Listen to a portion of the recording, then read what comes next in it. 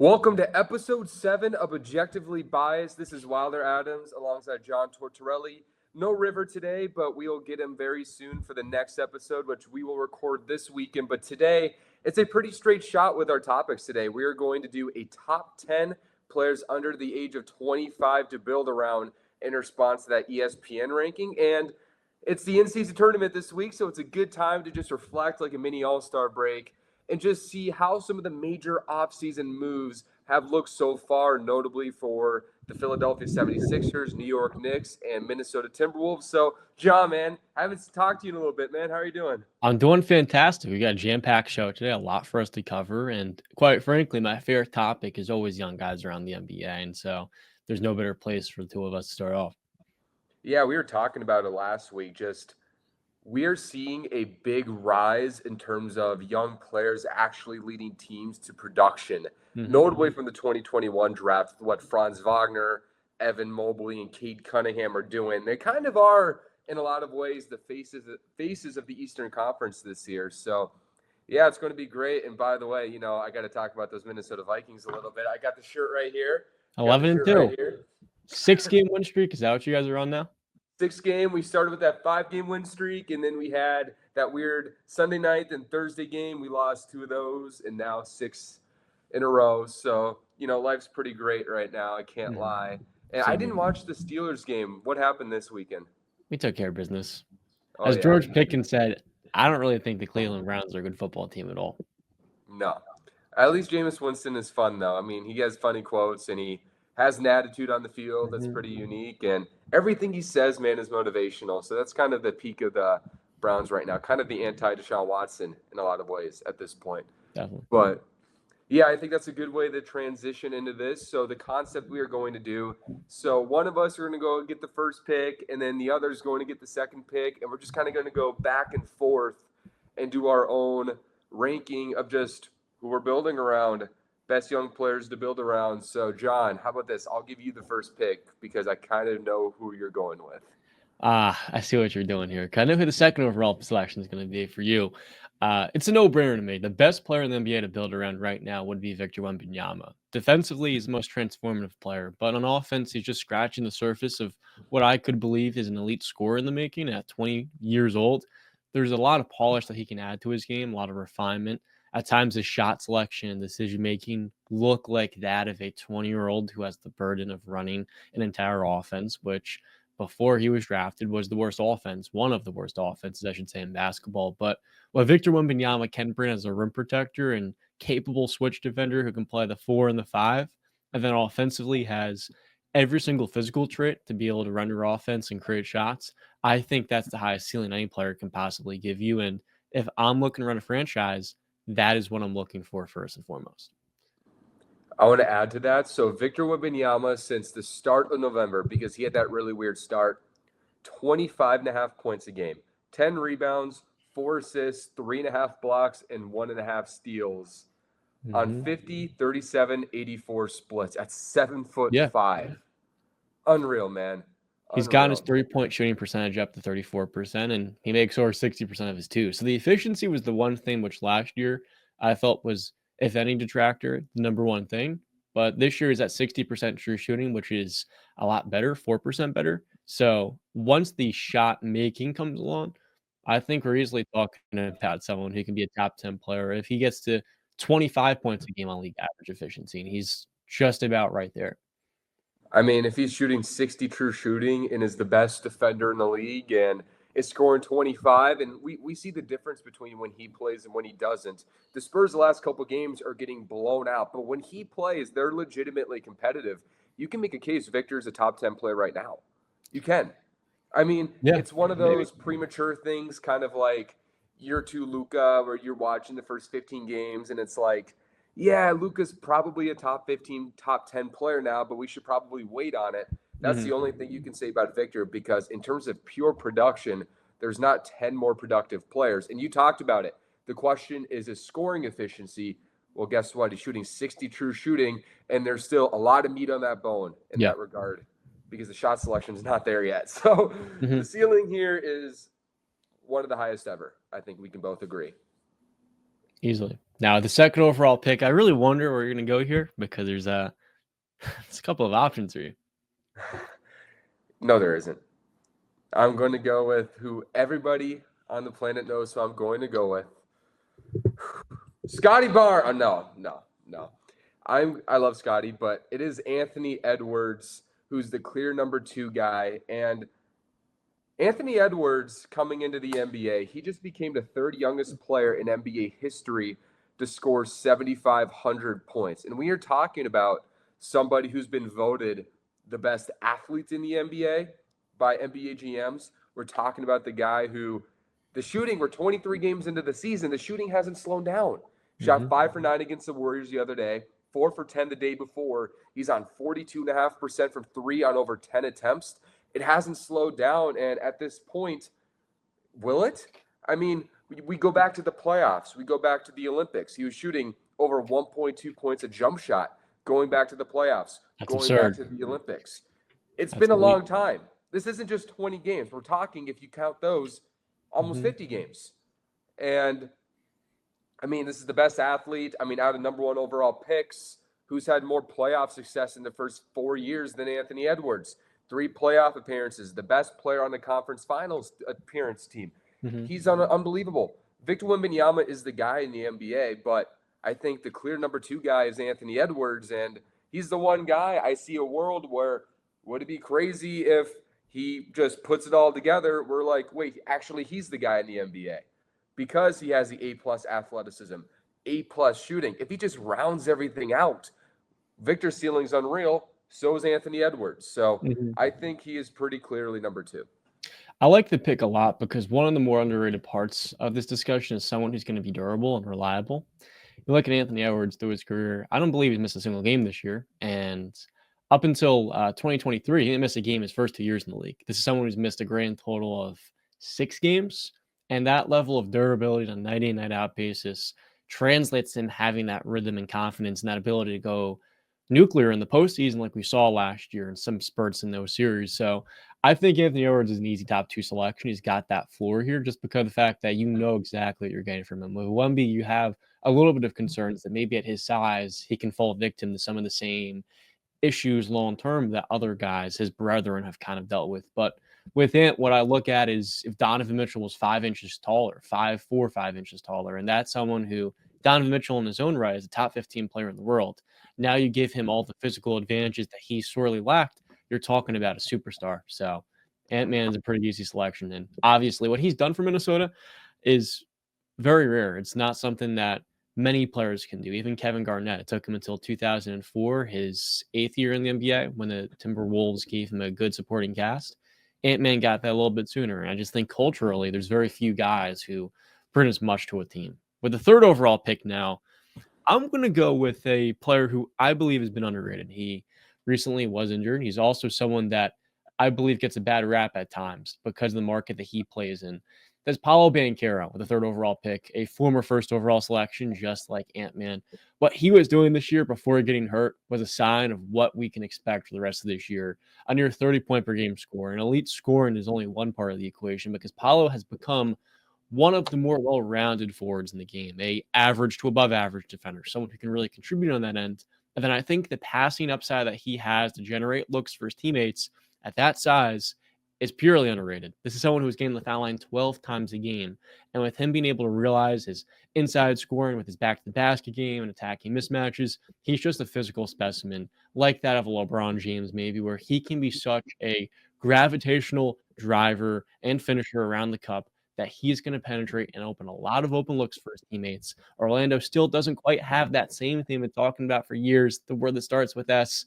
Once they get that around Paolo Banchero, we're talking about a player who can average 30 points and 7 to 8 assists. That is wildly underrated in today's landscape because of how much he can elevate in the playoffs. I think we saw a glimpse of that in that Cavaliers series where he's playing against one of the best defenders in the world, Evan Mobley, 27 points a game on good efficiency.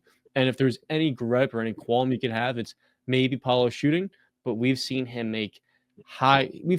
for stretches have high level shooting, and he's only 21 years old. So I think, like we talked about, Victor, there's still a lot more he can polish to his game. We're starting to see that, but his ceiling is a top 10 player quite easily. And I would not be surprised in 3 years if Paulo Banchero is a top 5 player in the world.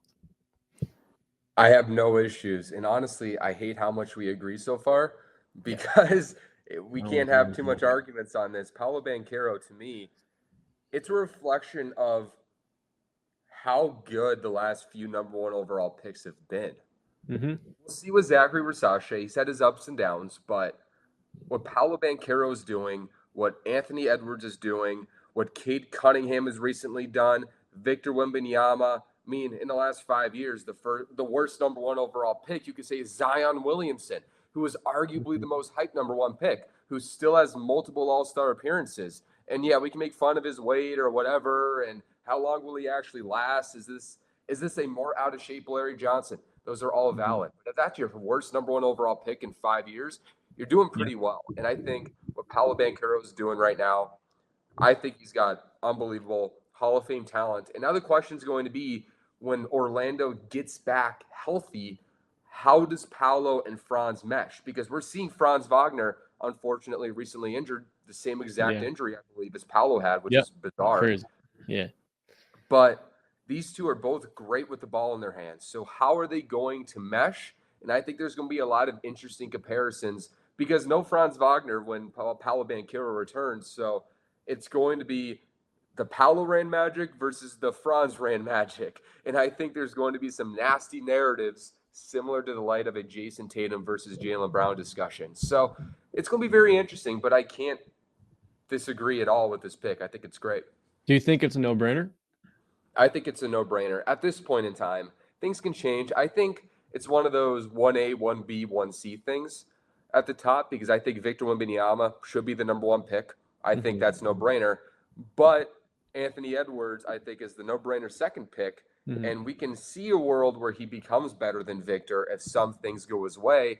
And then Paulo Banchero, the same thing to a lesser extent. Like, you can see a world where Paulo surpasses Ant or even surpasses a Victor if a lot of things go wrong for Victor, right? So I think those three are the highest ceiling guys. And honestly, with Paulo Banchero's free throw generation, which is by far the best of those three, you can make a case he's the easiest case to be a 30-point per game scorer. So Paulo is unbelievable. No doubts about it. Now the fourth pick is hard. Because if you asked me 1 month ago, there's a clear fourth guy. And this guy's from the same draft class as Paulo Banchero. As a matter of fact, one draft pick behind. But another injury for Chet Holmgren. And there's going to be real questions if you can build around his physical profile. Because he's a really tall, thin guy. And he's had multiple lower body injuries. Look at what happened to Bill Walton. Look at what happened to, in the past, Sean Bradley, the center in the 80s from Indiana, the Pacers. You know what I'm talking about. Forgot his name. Not Rick Smith. No, Rick Smith. Is that who it is? That was 90s. 90s. Because it was 7'4" guy. Was it 80s? Am I in the entire wrong timeline? Oh, we're thinking of the same person. 7'4". It wasn't Mirasan. Smith was 7'4", by the way. Yeah, he's a tall guy. 90s player. And he lasted, honestly, pretty well, actually. He did. He played a full decade. Game total. I mean, I'll actually take that point back. When you look at his first 5 seasons, he's way less of a risk than Chet Holmgren. But, like the Bill Waltons of the world, the Sean Bradleys of the world, these really tall, thin guys, that's a question for Chet. He has to answer, period, point blank. But, so I'm not going to go Chet Holmgren here. And this is where it gets really hard. Because I would have a few weeks ago, but I don't trust that body. I think this is where we're going to get a little bold here, which I wasn't ready to do. Give me a second to process this. Ralph Sampson's another guy who I was thinking of, 83 draft. Ralph Sampson. Okay, yeah, that's a better example, way better example than Rick Smith's. Fourth pick, I'm going to go J-Dub. Wow. Jalen Williams. I just made the pick, man. It's the combination of floor and ceiling. He is having a career year for the Oklahoma City Thunder right now. They are putting him at positions 2 to 5 right now, and he has his career best in points. He's given them 22, 6 and 5. He can guard 4 positions. He has developed as a playmaker. He can score from all 3 levels, and with his length and with his defense, with his physical profile, he should be able to last. But what does a Jalen Williams look like with his own team, because we've seen the last few games when he has the ball in his hands, easy 27 points per game, and he's going to do it efficiently. I mean, he's shooting 51, 39, 80 splits this year, and that's off of a year where he shot 54, 43, 81. So the volume goes up, the efficiency's still strong. He's defending, he's playmaking. There's not a hole in his game. I mean, I think Oklahoma City, the fact that I was like, I am not going to go with one Oklahoma City Thunder, but I'm going to go with another one, and neither of them are the franchise player, that's a testament to how deep Oklahoma City is. Yeah, this is a good pick. I think a lot of people will be surprised by it because Jalen Williams has always been a late bloomer, dating back to the 2022 draft when he ascended on the draft boards. But the talent has always been there, and so has the gradual development dating back to his time at Santa Clara. This is someone who I believe is underappreciated through production because when you play next to Shea, who was an MVP candidate, it's hard to average 27 a game. And in this system in Oklahoma City, there's so many different talented players. You're playing within a system which is not going to be conducive to him putting up the same production as Paolo, who has the keys and a lot more upside and opportunity. So Jalen Williams, what does he do so well? I think he's one of, if not one of the premier inside the arc scorers in the game. And he's ascended as a passer, as a shooter. He's a quality defender. And at that size, 6'7", he just brings everything you look for in a wing. He is mini Shea Gilgeous-Alexander. He's 23 years old, and yet it feels like there's still more for him to attain. So he reminds me of Tyrese Maxey among wings, someone that coming to the NBA had a lot of upside, and he's just continued to attain it year after year. I think last year people put really high expectations on him going into that round 2 series versus the Mavericks, where he was being catapulted into the discussion of top 20 players in the game with Donovan Mitchell. And I said it's a little bit early for that. But this year, is seen with another year of playoff experience and pedigree. He's someone who just translates very well to the league. If I had any criticism, I wish at his size he got to the line more than 3 times a game, because that's something I think he can develop, being able to attack switches. Other than that, we're talking about someone who I think will be an All-NBA player pretty shortly. And he has a case for all defense this year, too, with the way he's playing on that end of the floor. I mean, in a lot of ways, Yeah, he's 3 stocks a game is a lot. So, and the Thunder's defense is the best in the league right now. I mean, this dude, in a lot of ways, he's like a perfect basketball player. He's got size, he's got length, he can guard 4 positions, he can play make, he can score from all 3 levels. I mean, he's a special rim attacker, and he's consistently at the top of the NBA in terms of dunks for wings. I mean, he does everything. I think he's also a great fourth quarter scorer, as we saw last year. Yep. I don't know the numbers this year if it's carried, but I bet they have. Jalen Williams is an unbelievable player, and I don't think any of these other players are just nearly as complete. All these other guys we're going to talk about have either a major question about their game or their body. Jalen Williams has neither of those questions. That's Oh, great. no. Also, I want to make one point. I finished a story. I was working on a story package about his childhood trainer in the Phoenix area, because J-Dub and Cody, they both live in the Phoenix area. They grew up in the Phoenix area.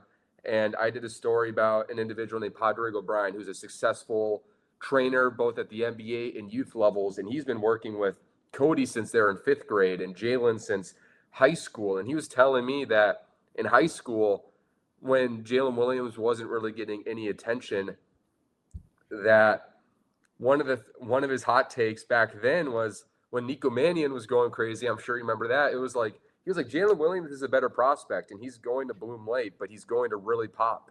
And he's been 100% right on that. By the way, Jalen Williams, his family's unbelievable. His parents are the nicest people. They gave me so much time in that interview. I mean, you can just tell he's made of the right stuff, and, you know, he's got a really bright future ahead of him.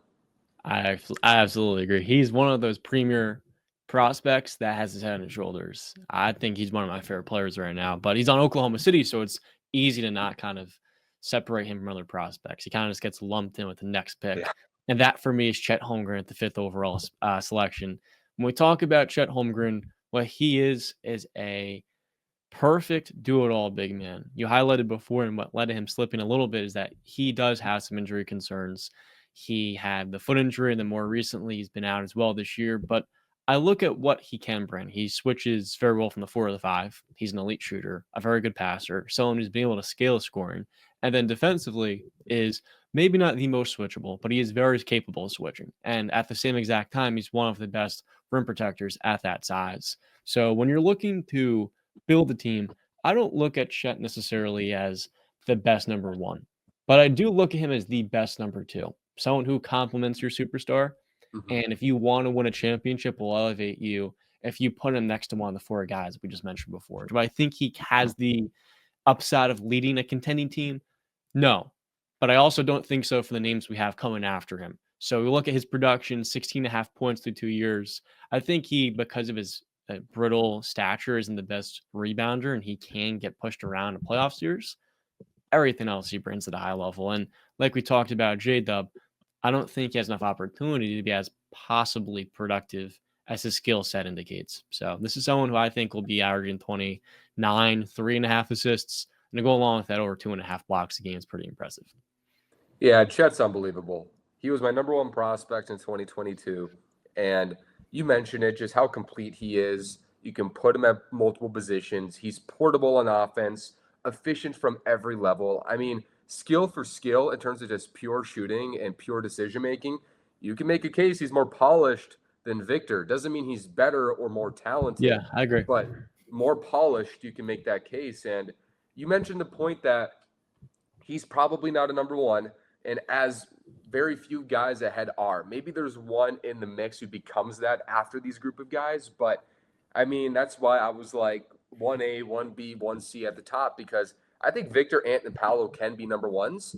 And then I think J Dub is a maybe. I think J Dub might be a number one. So those are the four guys. So I kind of love how we're tiering this ranking out so far. And now I think this is a great way to transition to the sixth pick. It's a hard pick once again, but I'm going to go LaMelo Ball on the Charlotte Wow. Hornets. I think for me, one of the most important things for evaluating the upside of players is what is your superpower? What's your absolute you're just different in this department. Mm-hmm. And LaMelo Ball is one of the rare players who could be a top 10 shooter, ball handler, and passer in the league. Perfectly And said. 6'7" doing it. Like Luka Doncic is the only other guy of that size who can do that. Mm-hmm. And Luka Doncic is 25 now, so he can't be on this list. But LaMelo Ball even is a better ball handler and shooter than Luka, I would argue. But Luka Doncic's physical advantage outweighs all of that. So LaMelo Ball is an unbelievable talent. And once again, the question is going to be, how healthy is he going to be, and what habits is he building in this Charlotte Hornets organization that just hasn't been stable for 5-6 years. But in a lot of ways, when you're so young and you're so impressionable, and he's still impressionable, in my opinion, that's not really his fault. And you can apply that logic to pretty much any young player who ends up in an organization that has a lot to figure out. But when I just look at the talent, the ability, LaMelo Ball is one guy I'm like, if he puts everything together, that's a guy who could be a number one, because he is that level of gifted. And at Mm-hmm. this point, after these top five, I'm just going to bet on the unbelievable talent. And LaMelo Ball is an unbelievable talent. I think it's perfectly said. The fact that LaMelo, since the day he came into the NBA, has been held back by Charlotte. There's no other way of putting it. They've added talent around him from day one. Gordon Hayward, Miles Bridges, Terry Rozier, even Trey Mann most recently, and Brandon Miller. But not many of those players have reached or realized their potential. And their coaching at no point has been really established. I think Steve Clifford was a good coach, but his message at that point was kind of growing stale, and it was not going to really lead to his players kind of buying in. And because of that, LaMelo, when you look at just what he brings to the table, coming out the draft, he was an elite ball handler at 6'8". I mean, that was something that kind of was overlooked because of his inefficiency in the NBL. He comes into the NBA and is day one an elite shooter with range, confidence, versatility, and off pull-ups. There's only about 4 or 5 guys that can make the shots that he can. That's Steph Curry, Damian Lillard. After that, maybe a guy like Kemba Walker, he retired. And then it's LaMelo Ball. So you look around the NBA, there's just not a whole lot of guys who, or Kevin Durant was the other name I was thinking of, and Kyrie, those 2, 3, and 4, who have that same level of scoring upside and versatility from the perimeter. There's just Yeah. some things in LaMelo's game that I have gripes with that do have me putting him a little bit lower down the list. For one would be the ankle issues. Now he has missed some time as of late. It's been a little bit better this year, but you look at the last 3 seasons, that has been a concern if we're going to have Chet falling down the standings. I think, secondly, because of his stature and the way that he plays the game, he doesn't play physical enough attacking downhill. And that's something that I don't expect him to ever develop. So I look at him as a really versatile number two, but can he be someone that gets downhill and scores consistently inside the arc? I think the answer is no until he proves otherwise, because he is in year 5, and we're still waiting for that to come. And we look at Steph Curry, who has a similar style of play at times. The difference is that while maybe he doesn't get to the foul line as much as a Luka Doncic, he is consistently moving without the ball in his hands and is weaponizing himself without having to be the show. I think LaMelo, because of his situation, has taken it upon himself to be the entire offense. But that's not conducive to him being a better player to build around. That's conducive to him being more productive. So I think there needs to be an evolution in LaMelo's game in order for him to be that high level number one, or I really should say that high level number two. And until then, I think he is a very gifted player who has the potential to be a top 3 point guard, but it's never going to be realized until he really does kind of maximize. And I would say the only way to put it is that he has to buy into being more of an off ball threat and someone that can propel his teammates without having to run the offense entirely, be more of a combo guard. I agree with you. I think there's a lot of layers to that conversation. And you mentioned it. A part of it is what is he being asked to do on a team like Charlotte, who doesn't have a real ball handler. Early in his career, I thought he was doing pretty well playing off of the Gordon Haywards, the Grahams, the He Roziers. was. I don't necessarily worry about him off ball in situations that promote it. And you hope, because Brandon Miller early in the year when LaMelo was going crazy was still kind of finding his way in, and he was struggling. So they just kind of needed him to get 31, which he's averaging right now, 31, 5, and 7, and he's 23 years old and better efficiency this year. So he's an unbelievable talent. And you're right. He needs to prove that he can buy into a winning context. And there's a question about LaMelo in terms of his attention to detail. That's always been a question. You can kind of imply some of those questions just based on his post-game interviews, whether they ask him an X's and O's question, you're like, I don't know, just ask coach. Stuff like that. You can't be that as a number one option. Look at Anthony Edwards. They're both 23 years old. They're both super young. The difference between how Anthony Edwards carries himself in those X's and O's versus LaMelo is night and day. And if you made that point 5 years ago on the draft night, people would say that's crazy. But so far, Anthony Edwards has taken a bigger leadership leap than LaMelo, and that's not fully LaMelo's fault. A lot of it's because Anthony Edwards had Patrick Beverley, Mike Conley, Ricky Rubio, veterans. He's won, so that helps him grow up. So that's not all LaMelo's fault, and he's impressionable like any young player. But it's something he needs to figure out, and it's up to Charlotte to put him in a position so he can grow up in those ways. Because right now, those are legitimate questions. The injuries are real. I think the ankle brace will help, but he needs to prove that he can lead, and that kind of requires just being on a winning team, and Charlotte hasn't provided that in multiple years. Oh, I just need there. I think that's perfectly said. And that's going to lead me to a choice that can go one of two ways. I think both of these players, you know exactly who I'm thinking of with the 7th overall pick. They're from the same draft class, and they were consecutive picks, 1st and 2nd overall.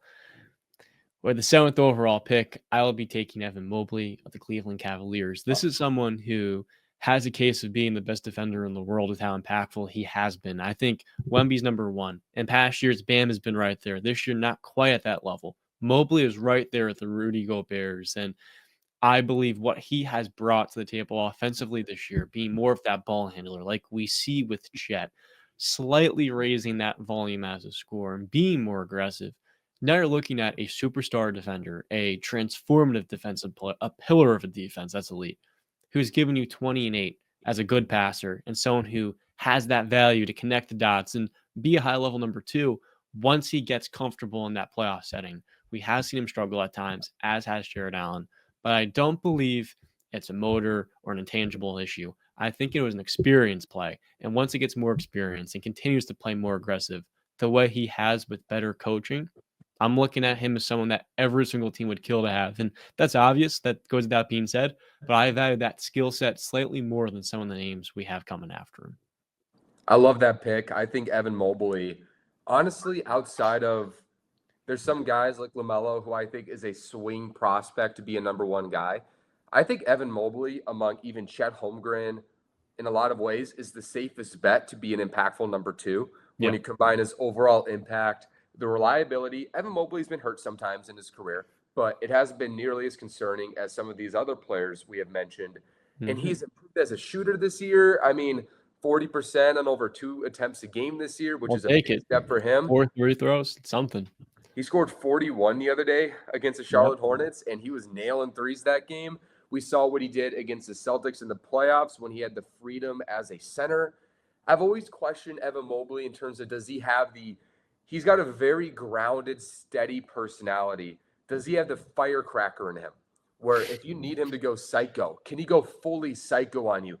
I don't know. His temperament in a lot of ways does remind me of a Rudy Gobert. In a lot of ways, who's very tempered, very steady. You're not going to get the ceiling every night, but you're going to get the amazing floor. And I think Evan Mobley is going to be one of the best floor players in the NBA going forward. And I love this pick. I think he is a very influential player in winning, unlike very few players on this list who are so young. That's a great way to put it. Now, I think this player should be a lock number 8. Okay, let's see if we agree because one guy I'm thinking about is from the same draft class, and there's multiple options because 2021 has become really, really deep and a lot of parity. But the number 8 overall pick, I'm taking Franz Wagner. Wow. Okay. So That's I not who think I was thinking. you thought of somebody else, Hmm. and that's okay. I'm probably thinking of that other player as well. But the reason why I go Franz Wagner is because Franz Wagner to me is a very uniquely special rim attacker. At 6'10", his creativity, his footwork. I mean, I'm looking at the box score, man. In his last 30 games, he's dropped over 30, all 3 games on relatively strong efficiency. He's averaging over 26 as the lead guy. He's young. He can play make. He defends. He's 6'10". And for me, I just very much value rim pressure, which might sound hypocritical because I said LaMelo Ball is way up there. But Hmm.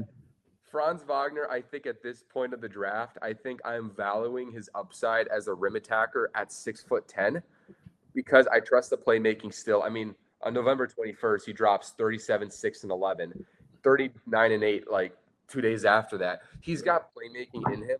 He just needs to prove that he's that type of shooter. But I'm still betting on Franz Wagner being enough of a shooter. And it breaks my heart of the other player I didn't pick, but I'm going with my gut here.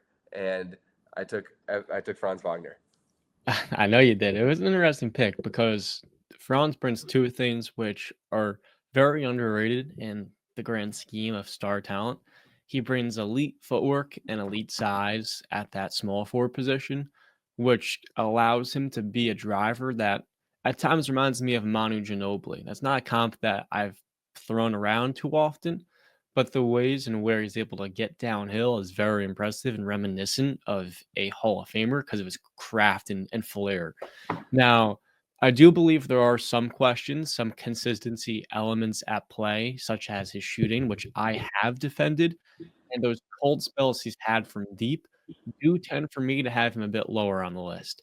That being said, if he gets back to the consistent shooting that he had his first 2 years, I can back him being a top 10 player on this list because you're talking about someone who You don't think can he's top 10? on this list, I don't have him top 10. Really? No, I did 2 Wow. years ago. I have him I a don't little know, lower man. now. I don't I've know got how a I can few agree names with that. over him, and I won't leak him just yet. My number 9 name is going to be Cade Cunningham of the Detroit That's the Pistons. guy I was thinking He about. could have been as high as 7 or 6. I understand what he can bring is Or kind of 5. similar to in a lot of ways LaMelo Ball. There's some things he can clean up in his game, the turnovers. I think defensively he has more room to grow with his physical tools. But I think what we have seen overall with Cade in recent years, when you give him a formidable NBA caliber supporting cast, this is the player that we expected coming out of Oklahoma State. A very good shooter from deep. Is he 31% or 35? I think he could be even higher on volume. Right now he's making 39%, but he is a sensational passer. Again, there can be some things he does clean up, but the playmaking we've seen, the 5 most recent games that Cade Cunningham has had, 27 points, 9 free throw attempts, 10 assists. 24 points, 11 assists, 4 of 6 from 3. 23 and 6, 36 and deep. He did miss 4 free throws in that game, by the way, but that he can get better there. Following game, 24 points and 14 assists on the Boston Celtics. Then most recently, 29 points and 15 assists against the Knicks. Their perimeter defense hasn't been great, I get that. But at his size, 6'6.5", he brings a lot of value as that shooter, an elite passer. He's a player who I think is underappreciated because of his obviously poor situation. It's been better, but it's not like Cade Cunningham is playing with a clear-cut star. His best teammate is Jaden Ivey, who I like a lot. Will he get there? I'm not quite sure. But I think along with that, he has been a victim of playing in a middling market. And at times that's led to him not being on television. And maybe he's not getting the same notoriety and hype as a name like LaMelo Ball or Scotty Barnes, who plays in his own country. But make no mistake, Cade Cunningham is the best player from the 2021 draft. I think I'd rather have Evan Mobley. But if that makes any sense, Cade Cunningham to me is the player who I look at as that offensive piece who you can build around more effectively. So I'll kind of take that back. I think Mobley and Cade is a 1A, 1B. I'm torn between the two. Cade's the clearly better offensive player. I think Mobley's the more useful one. I think it's a good take. And I don't want people thinking because I took Franz that it means I'm low on Cade Cunningham, because I've been so impressed by Cunningham this year. The shooting leap he's taken up to 39% from 3 on good volume, 6 attempts a game. I would say moderately difficult to highly difficult shots he's taking to get to those 39%. So when you talk about this is the guy that we are talking about from Oklahoma State, totally. I mean, Cade Cunningham was that 40% three-point guy at Oklahoma. He was playmaking. I think his assists were better. He's a better passer than his assists exemplified in that situation. Sort of like Detroit, and now they put floor spacers around him, and you're seeing the big difference, him getting 9 assists. I mean, I watched the first half against the Knicks the other day, and he almost got a 21-point triple-double at halftime almost. Mm-hmm. He is unbelievably complete. And honestly, this is what might be a funny take. While I had Cade Cunningham on this list at 9, I gave him thought at 4. I understand. At 6. It's the same tier. 4 can be 9, and 9 can be as high as 4. Yeah, exactly. I think Edwards, Victor, and Paolo are in their own like mini tier. Like Victor's on his mini tier at the top, then Edwards is 1B, then Paolo's 1C. Then there's a wide range of tier 2. And Cunningham, if you had him as high as 4, no problem with that. He is becoming one of the most complete guards in the game, and he should be a lock. He should be a lock for the All-Star. He deserves it. And I think he has surpassed names like Tyrese Halliburton on this list. I think he has surpassed names like that. Because Cade Cunningham, one thing I don't question in big moments is his size, his half-court creation. I think he could be a good situational defender with that size, that 7-foot wingspan. I mean, if you do a redraft, I think Detroit made the right pick at number 1. So no problem with that pick. Now, with the 10th overall selection to round out our favorite players in our 25 to build around, how will you cap it off? I know where you're going. I know where you're going. It's not a hard thing for me to really come to a conclusion on. This guy knows me so well.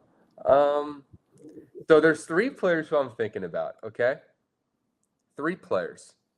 And I'll just say I'll rank them one by one. I'm not going to say their name. One player is a highly athletic wing who is an unbelievable shooter, who is sort of finding his way in the league. He's still very young. Another guy, I think if you do this list a year ago, he's probably as high as 5. But now there's real question about this player's creativity when pressured, the ball handling, the shot making. Actually, there's 4 players I think about. And then there's this really fast MF who lives in Philadelphia, and he scores a lot, and he's really good at it. Mm-hmm. But the guy I'm going with is the shirt you just showed. It's Scotty Barnes, man. It's Scotty Barnes. We talk about all these guys who – so Cade Cunningham, Franz Wagner, Evan Mobley, all the things they're doing. Who is the Rookie of the Year? Who is the first All-Star of this class? It's Scotty MF Barnes, man. I think Scotty Barnes, we are seeing him sort of like Cunningham in a situation where they're allowing him to channel his playmaking more so as a point guard than just a connective wing, and he's averaging nearly 8 assists a game this year. He's an unbelievable rim attacker. He is developing as a shooter. I'm not sure he'll ever be a good shooter, and that's what holds him back on this list. He's shooting 31% from three this year, 73 on the line, but he's Yeah. a guy who's a two-level scorer, I would say. I trust him creating from the second level. He gets to the rim. He's a high-level defender. He can play make. He does all the things. And if you put a team around him of shooters with length, I think you're seeing what Ben Simmons was supposed to be. And I think he's got more scoring than Ben Simmons did. Mhm. He's an unbelievable player, and I think he's going to make an all-defensive team. I think he'll make an all-NBA, a couple all-NBA teams. I think he's a secondary scorer. I think he's a great player. And, there was a tough options. I'll just say the names I was thinking of: Brandon Miller, Tyrese Maxey, and Tyrese Halliburton were my honorable mentions Right. at Big Ten. But you know what? That 13, man, those group of 13 are very impressive. I agree with you entirely. I think Scotty Barnes does have a clear ceiling to his game where I can't look at him as someone who is maybe as versatile outside the arc creator to really be in that firm top 4, top 5 mix. But like you highlighted, when you compare him to a guy like Ben Simmons, who is so limited in the half court, you start to appreciate what Scotty Barnes does, bring to the table more. I think he was so NBA ready and so impactful as a rookie day one.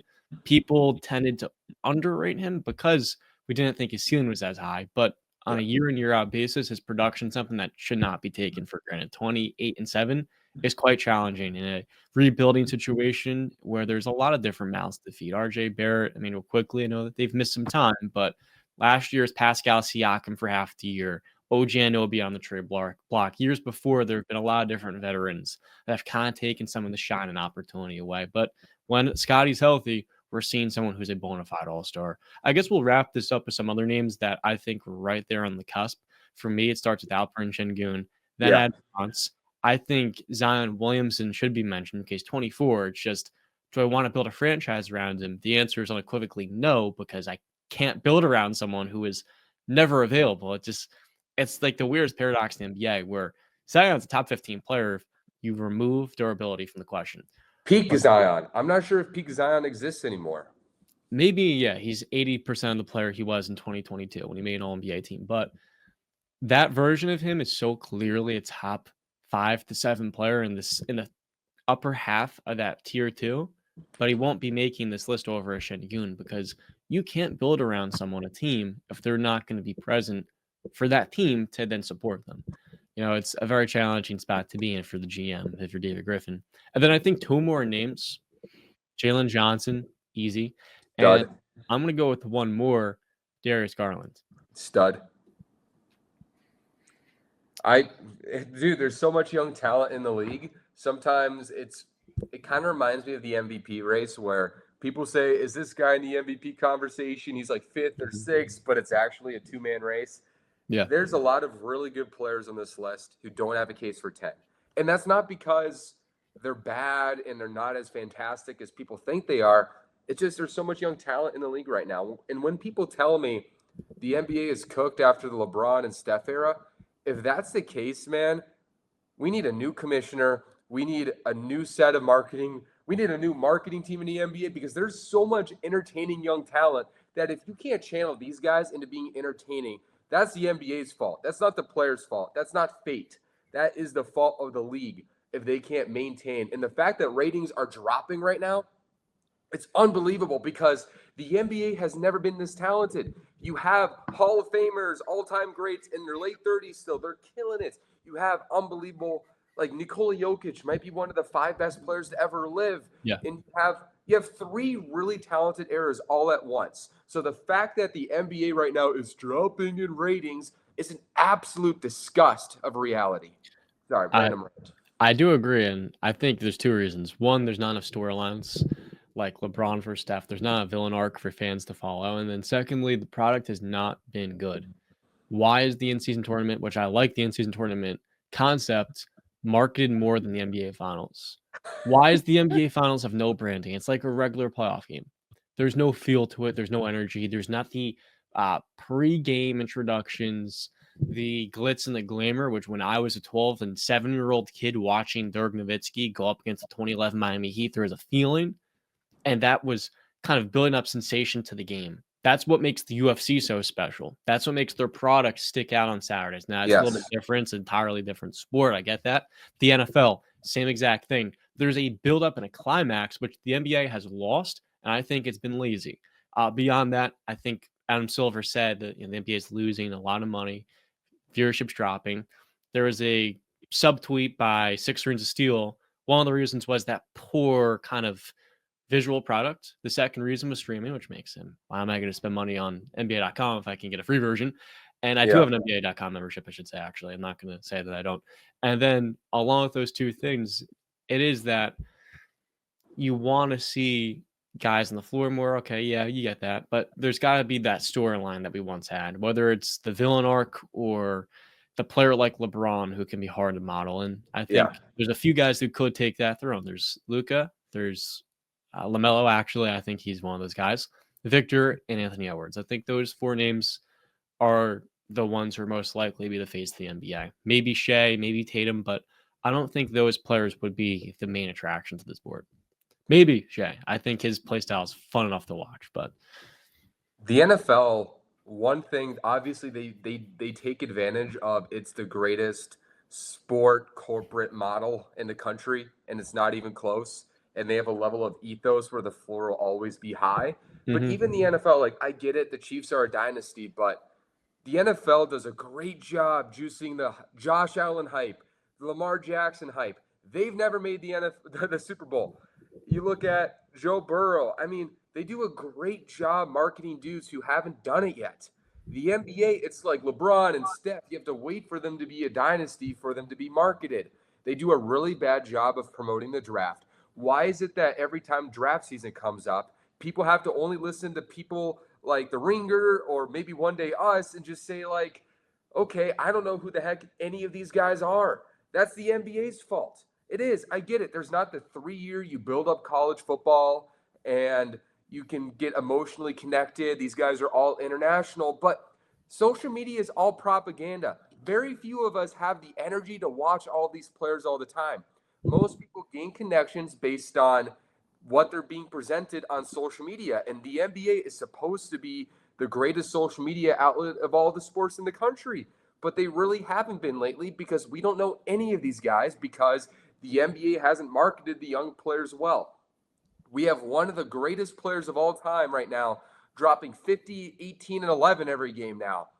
Everybody just thinks of him as boring and a goof. And it's like, you can't have that. You got to market. This is one of the 5 greatest players to ever live, everybody. The 5 greatest ever. You have to promote that. Whether it's true, whether it's not true. That's how you have to position it. The NFL is doing it with Josh Allen. I'm hearing people say Josh Allen is better than Patrick Mahomes with 0 Super Bowls. You could do the same thing with Nikola Jokic. You can do the same thing with Giannis. Look what's building in OKC. Look what's building in Minnesota. While still LeBron and Steph Curry are still cooking. The NBA has such a prominent opportunity to market these guys, regardless of who makes the NBA Finals, regardless of the quote-unquote villain arc. The NBA can make those narratives. That's what all these leagues do. So the fact that everybody's so disattached to the league, the fact that when a player stares somebody down and now you have a technical foul for staring somebody down, the storylines, the competitive juice, the presentation of these athletes coming into the league, it's all just whack off right now. And if the NBA doesn't fix that, there needs to be major changes because they have no excuse. It's perfectly said. I'm trying to find this tweet that had anything more that I missed. Yeah. The presentation, the marketing, I think just the storylines haven't quite been there. So, and it should be. They have every opportunity to. Don't tell me you need to wait until an NBA Finals matchup swings the right way for there to be storylines. There's always storylines. There's more talent in the NBA today than there's ever been. So if those storylines aren't working out, that's your fault, NBA. That's your fault. It's not Nikola Jokic's fault. It's not Giannis's fault. It's not LeBron's fault. It's not Anthony Edwards, Victor Wembanyama's fault. It's your fault. So it's just, I hate the victim. Like, we need to wait until the right matchup happens, and it's stupid. It's stupid. The NBA, it's all propaganda. Let's just be honest. That's how we get attached to these things. It's through propaganda. It's through narratives. The NBA used to be the epiphany or the epitome of narratives and getting us heroes and villains. There's plenty of opportunity for that. It's just there's no like juice, and that's because of who's marketing the league right now. To close this part out before we end everything, I just want to say that for for TikTok editing purposes, but also to refresh everybody on who went what pick, we're going to name who our top 10 was. And did you write it down? Because I did. Yeah, I did. He's so much more responsible than me, everybody. All praise to John right here. Now let's see how responsible I am, Kat, to send it to you. All right. You know the first three, so. How about this? You say your picks, I'll say my pick. Yeah, obviously. Here are the 10 best players in the NBA to build around under 25 years old, with the first overall option. The first overall selection is unequivocally Victor Wembanyama. And with the second overall pick, it's no doubt, no hesitation, Anthony Edwards. With the third overall pick, I'll be going with Paolo Banchero. And the fourth overall pick, I'm not sure who expects this one, but Jalen Williams, J-Dub of the Oklahoma City Thunder. That was a surprise to me, but at number 5, I'm going to have his teammate in Chet Holmgren. I think he's the best number 2 in the NBA for years to come. With the 6th pick, I'm going to take a swing on LaMelo Ball. Number 7, I'm going with someone who should be higher. That's Evan Mobley. The guy does not get enough respect. And number 8, John disagrees with me on this one, but Franz Wagner of the Orlando Magic. All right, I'm never going to hate on Franz. He's one of my favorite players, but I do think Cade Cunningham should be not higher. I have Cade Cunningham with number 9 overall pick. And number 10 overall, I'm going to go with Scotty Barnes, the first All-Star in that draft class 2021 and the Rookie of the Year. So that does it for this episode of Objectively Biased. We didn't get to all the topics we wanted to today, but we all moved those over to Saturday. We're going to have a bigger episode this weekend with Riv. So, okay, John. So any takeaways before we go out? We obviously just had that rant on the NBA. Yeah. Steelers are going to the Super Bowl. Against the Vikings. And Sam Darnold is the Super Bowl MVP. All right. Right here. All right. Someday in Viking font. That someday is 2025. All right, guys. That was episode 7 of Objectively Biased. We super appreciate all the support over the past few weeks. We have gotten great engagement from amazing audiences, incredible crowds, and just getting to text everybody and get to know a lot of you. It's incredible. We super appreciate the support, and we just love this. So we'll continue our best, and thank you once again. That being said, thank you guys for watching as well. As always, till next time.